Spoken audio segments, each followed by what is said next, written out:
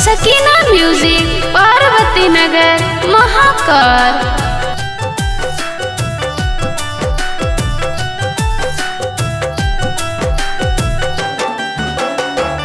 हाथ जोड़ी पौआ पड़ी यीशु नसरिया हो।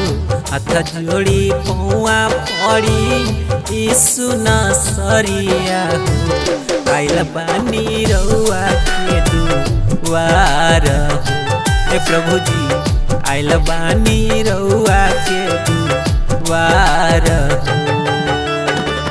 12 बरिसवा के एकलौती बेटिया हो।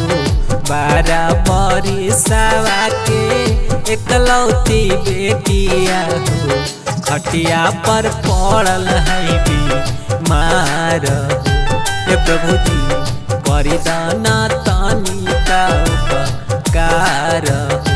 हे प्रभु जी आइल बानी रउआ के दुआर हो। मिक्स बाय पिंटू राज।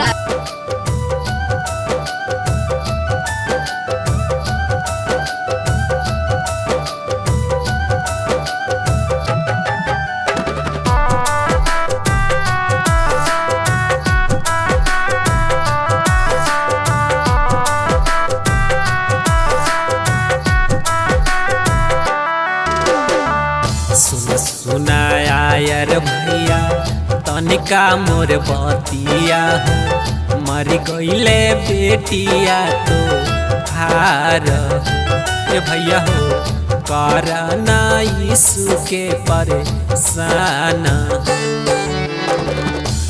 माता धारा सेवकवा कर विश्वसिया हो। माता धारा सेवकवा कर विश्वसिया हो। प्रभु के महिमाया पार हो। सेवकवा चलब हम तोहर दुआर हो।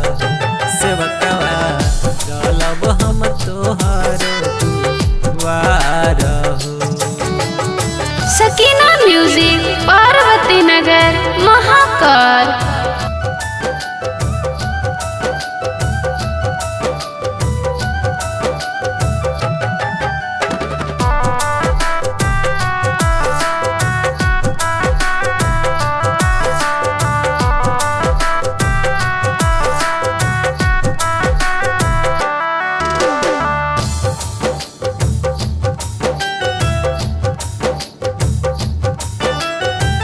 जुटल रहे गौआ समाज हो। ए भैया हो रोवत रहे पूरा परिवार हो। हथवा पकड़ी यीशु बेटी के उठावले हो।